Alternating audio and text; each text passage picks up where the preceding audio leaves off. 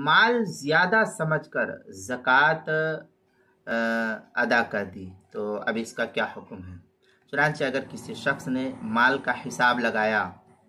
उसके बाद ज़कात अदा कर दी, फिर दोबारा हिसाब लगाया तो माल कम निकला,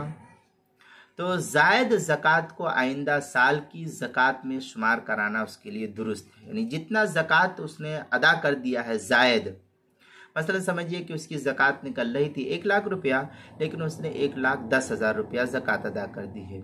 तो 1,00,000 तो इस साल की ज़कात हो गई, और आइंदा साल जब वो ज़कात अदा करेगा तो 10,000 रुपया जो जायद इस साल अदा कर दिया है उसको उसमें से कम कर दे, तो ये उसके लिए गुंजाइश है। चुनांचे फतावा काजी खान जो फतावा हिंदिया के हाशिए पर उसमें है, रजुलन ज़न्ना अन्न मालहु 500 फ़अद्दा ज़कातहु 500 थुम्मा ज़हरा अन्न मालहु 400 कान लहु अन यजअल ज़कात मिन अस्सनति सानिया। इस तरीके की इबारत जो है नकल की गई है फतावा काजी खान जो फतावा हिंदिया के हाशिए पर है, उसकी पहली जिल्द सफ़ा 263, किताबुल मसाइल उसकी दूसरी जिल्द सफ़ा 275 पर इसको नकल किया गया है, वहाँ देख सकते हैं।